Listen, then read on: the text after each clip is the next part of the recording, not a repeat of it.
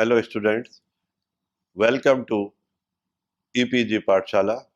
I am Dr. Rajiv Jain, Professor of Chemistry at Jivaji University Gwalior. Today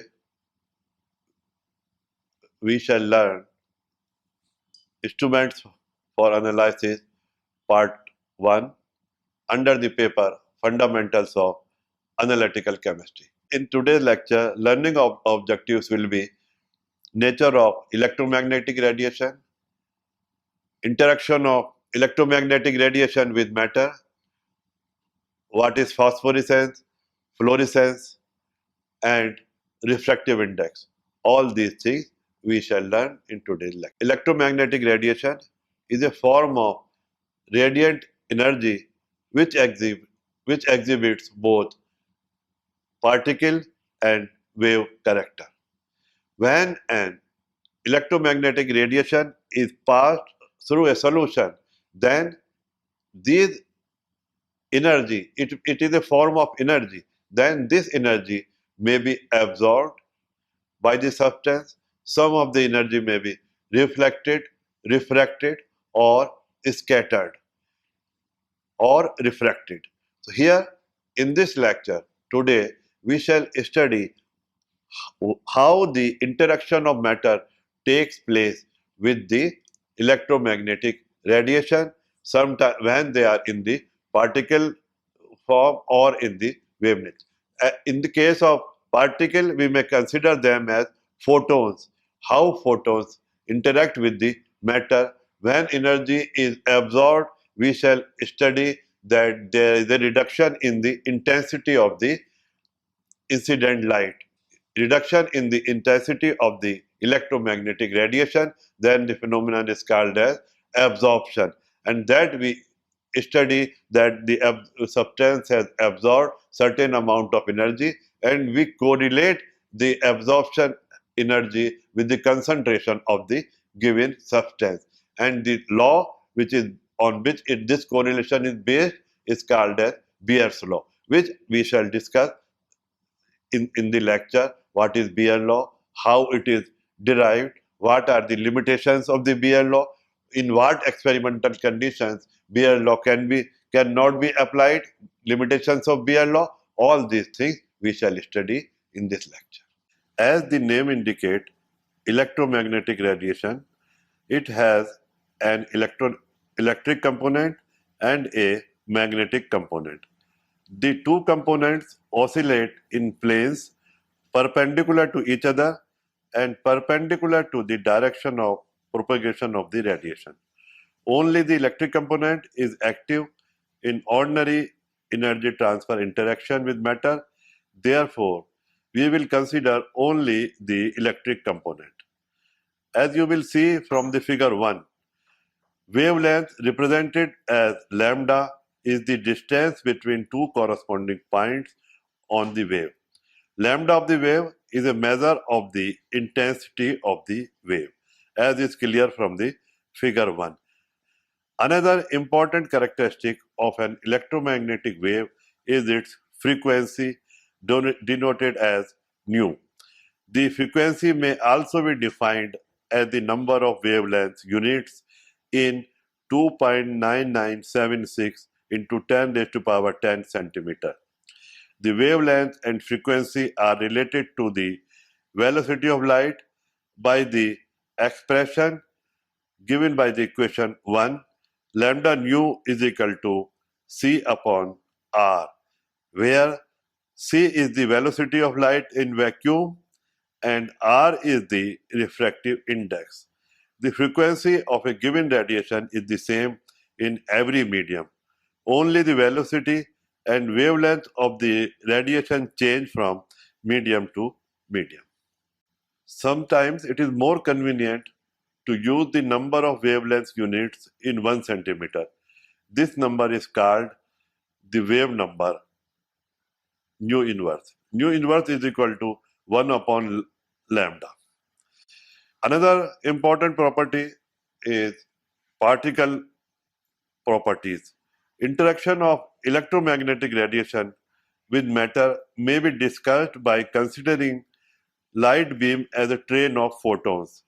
The energy of each photon is proportional to the frequency of the radiation and is expressed as equation 2, where E is the energy of photons in arcs, nu the frequency of electromagnetic radiation in hertz, and H is Planck's constant. The intensity of a light beam is proportional to the number of photons and is independent of the energy of each photon. The total range of radiation is called as the electromagnetic spectrum as shown in figure 2. The various regions of the spectrum are defined by the type of apparatus used to generate or detect the radiation. For example, UV visible spectrophotometer, infrared spectrophotometer, X-ray machine, etc. Table 1 tabulates units which are used to describe the properties of electromagnetic radiation.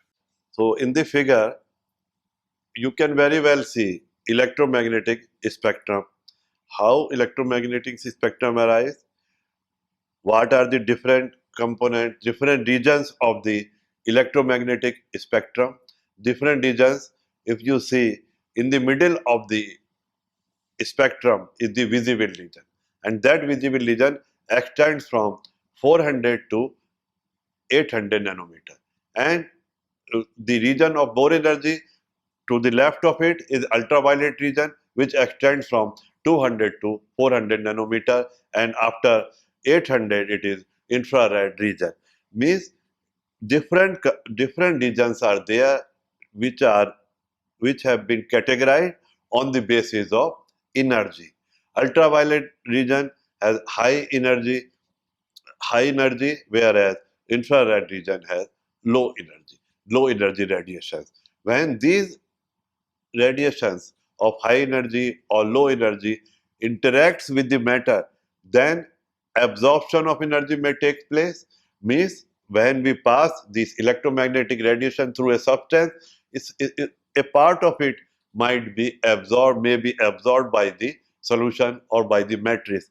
That what is the actual amount that has been absorbed by the solution is actually measured or determined, and it is correlated with the incident light, how much of the radiation is incident or strikes the substance and how much of radiation comes out from it.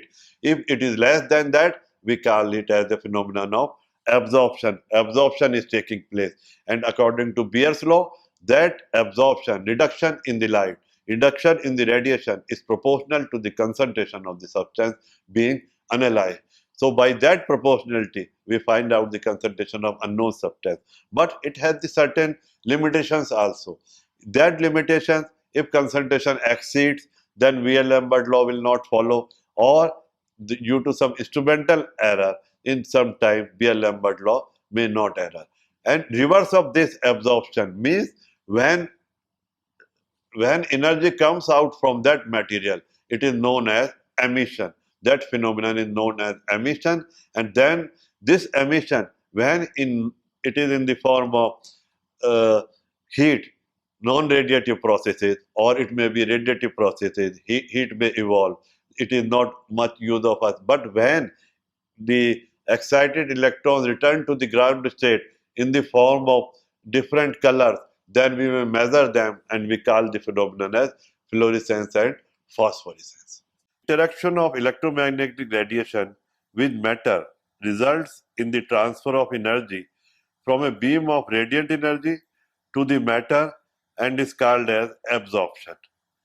The reverse process, in which a portion of the internal energy of matter is converted into radiant energy, is called as emission.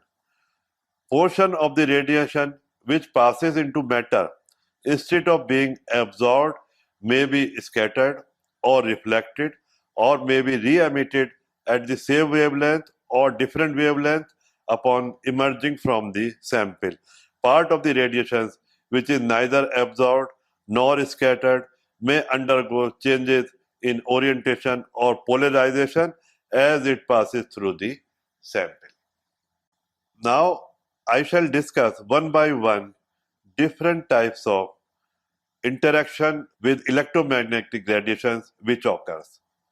Absorption of radiation can be explained on the basis of particle nature of light, that is, energy of a photon is quantized and given by Planck's equation number 2.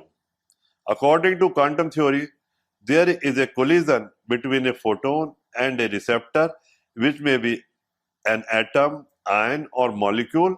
There is a finite probability that this energy may be transferred to the receptor in a discontinuous process. The receptor either absorbs the complete quantum of energy or not. As shown in the above equation, where M star is an excited receptor after absorbing energy. The energy levels of an atom or molecules are also quantized.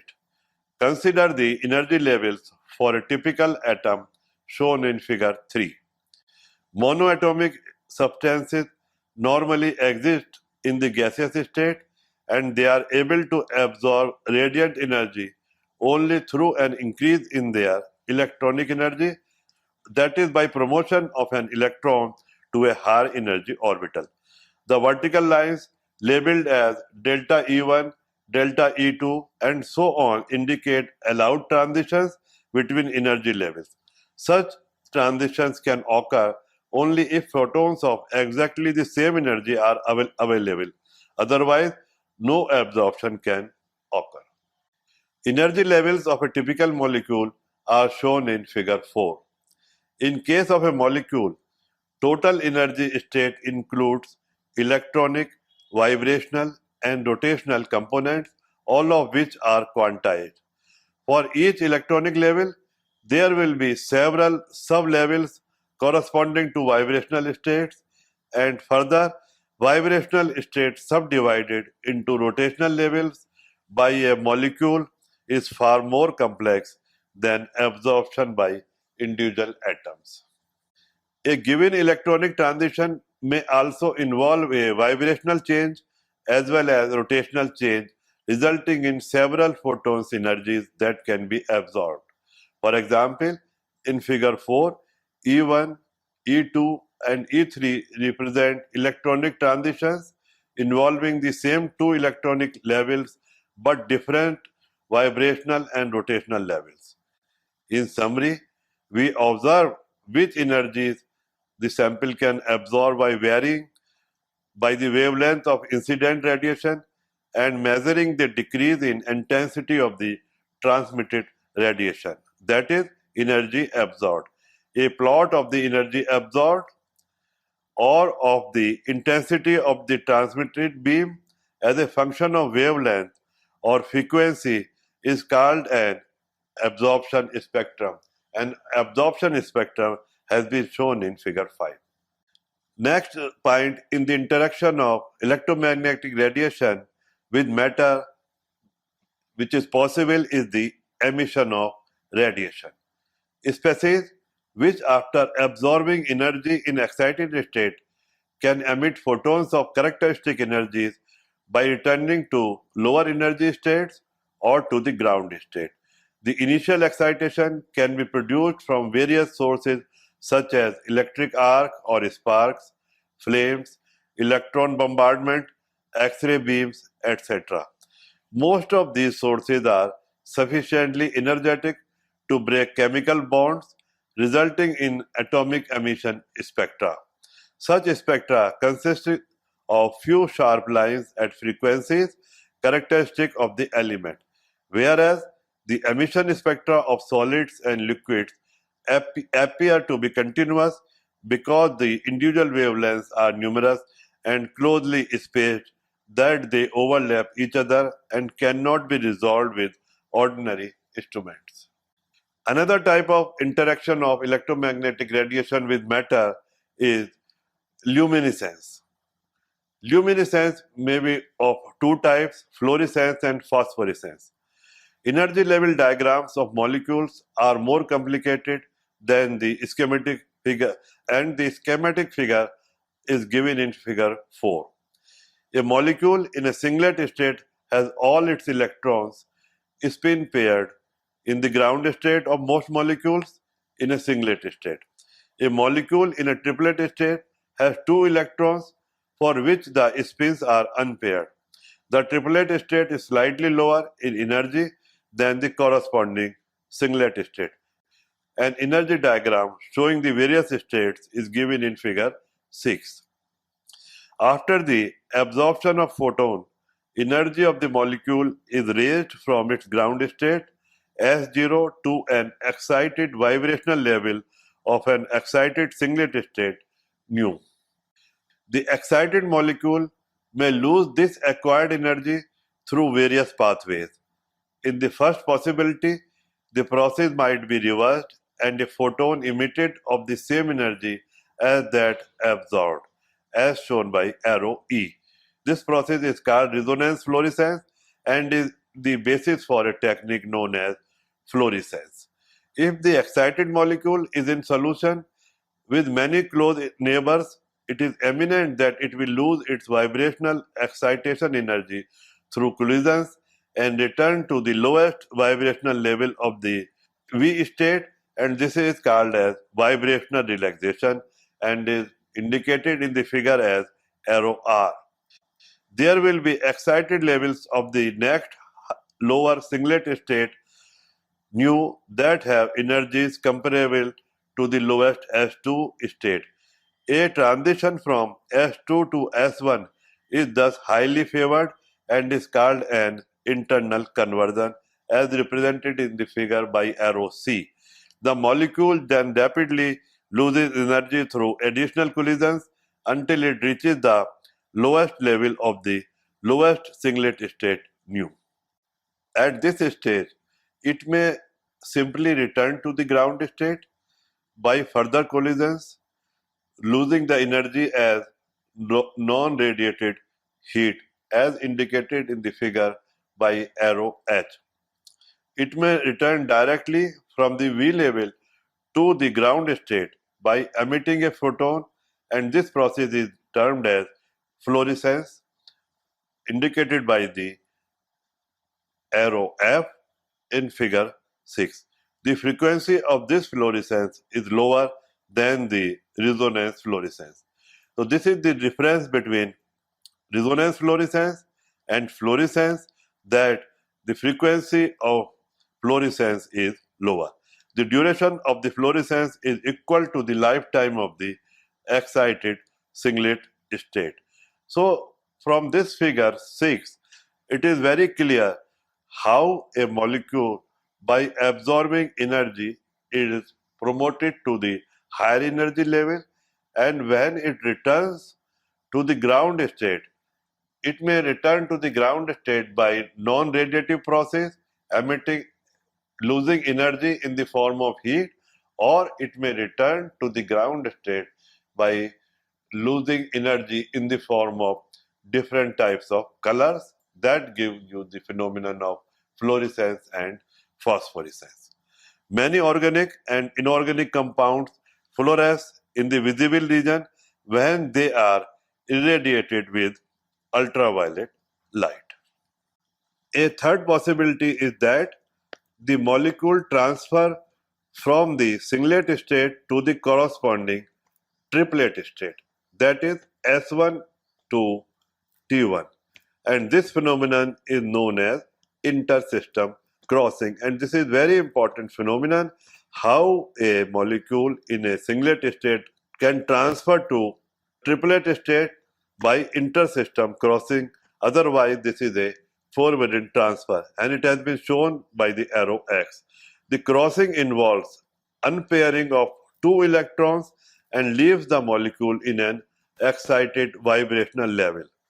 Vibrational relaxation immediately brings it to the lowest T1 level. Few molecules show intersystem crossing.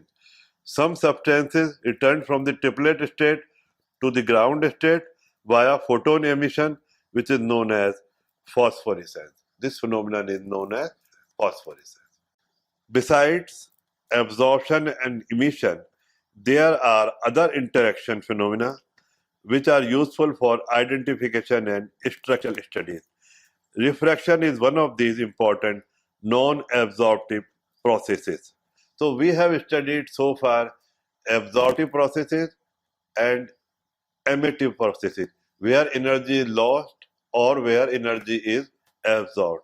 Under this category comes transition of electrons in atoms, transition of electrons in molecules, and the next category is refraction. How refraction can be used for the identification of different types of compound, which is a non-absorptive process. When radiation passes from one medium to another, it is partially reflected and partially transmitted. The transmitted radiation retains its characteristic frequencies in the new medium. However, both the velocity and direction of the propagation may change. Interfacial characteristics for radiation passing from air into glass are illustrated in figure 7. In order to explain this behavior, it is helpful if we consider a wavefront particular to the direction of travel of the electromagnetic radiation. If the ray strikes the surface of the glass at an angle, then one side of the wavefront reaches the interface and enters the glass before the other. Therefore, while one side of the wavefront is traveling in glass, the other side is still traveling in air. We have already defined the ratio of the velocity of light in vacuum so that in another medium as the index of the refraction, and that is given by equation 3. The index of refraction of air is so close to unity that for ordinary purposes it is represented by equation 4. In figure 7, you can see there are two right triangles with a common hypotenuse h.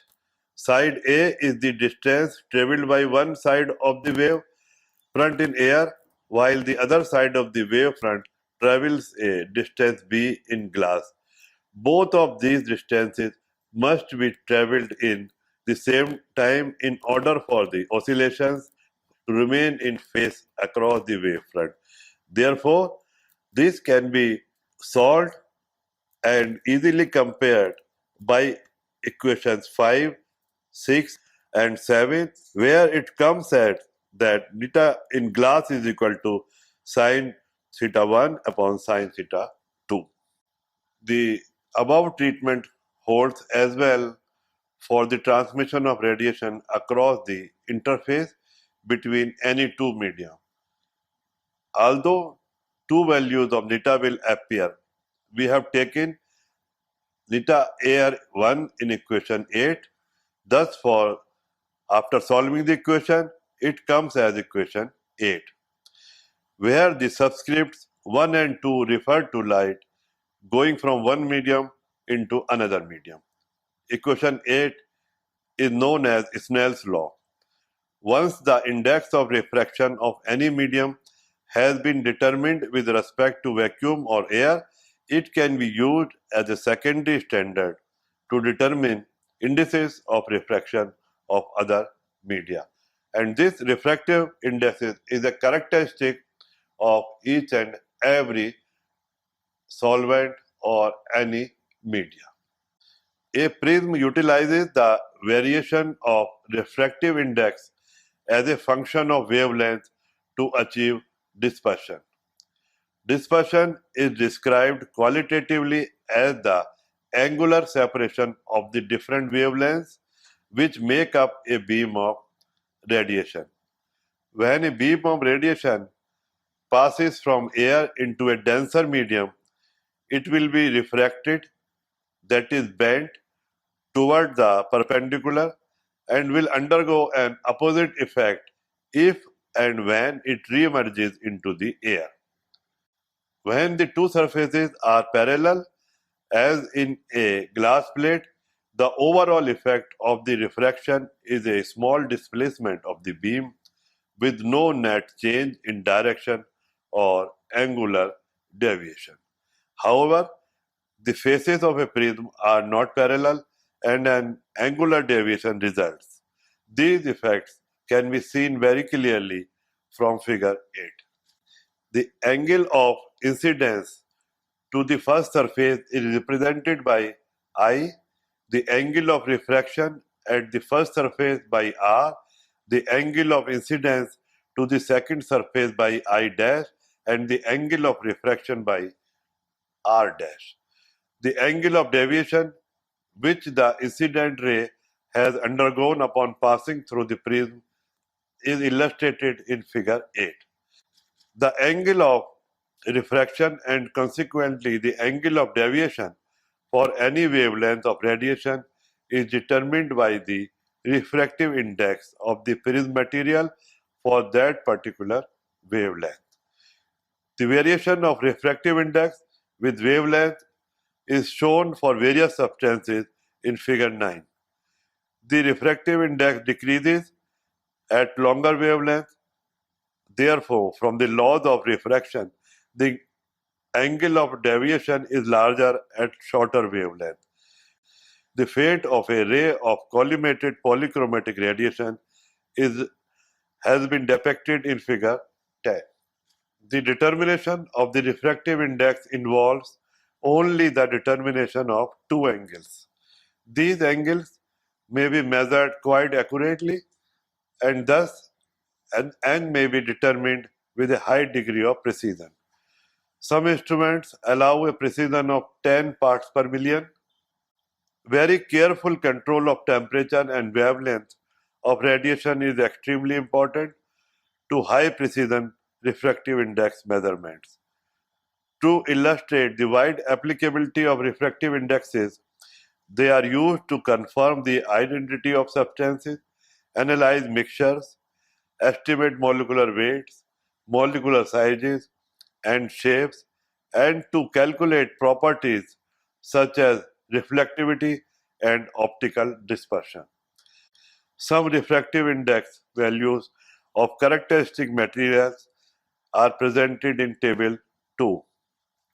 As is you are seeing in the table that the value of methanol is given here as 1.3288.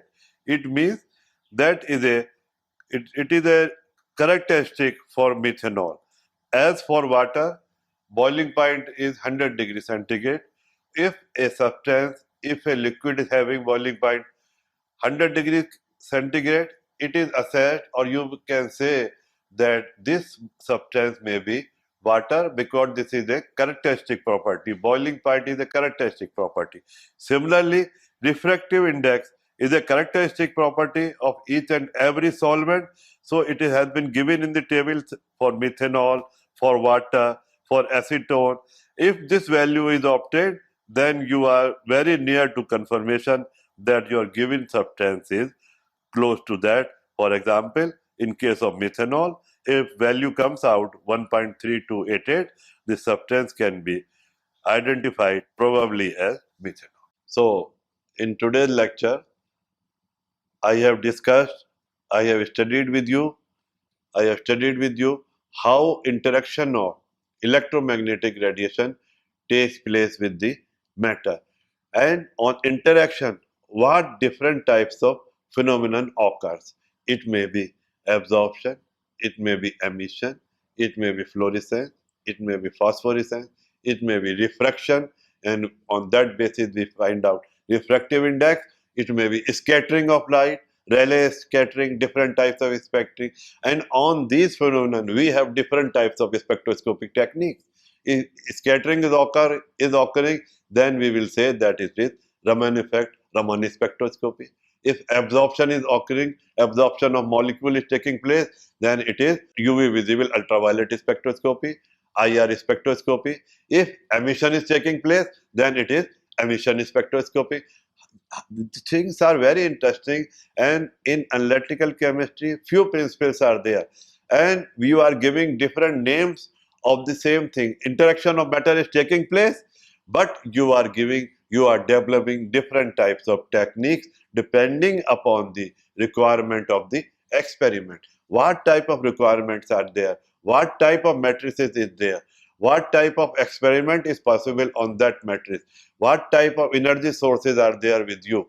If you have energy sources possible, you have hydrogen tungsten lamp, you have deuterium lamp, you have nest glower, what type sources are you are having.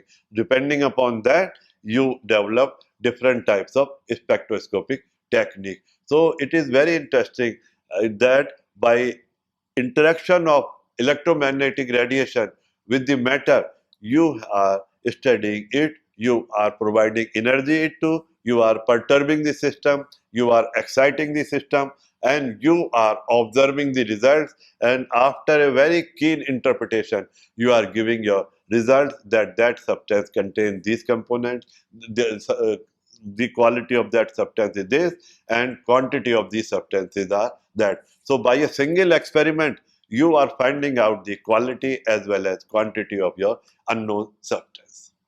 Thank you.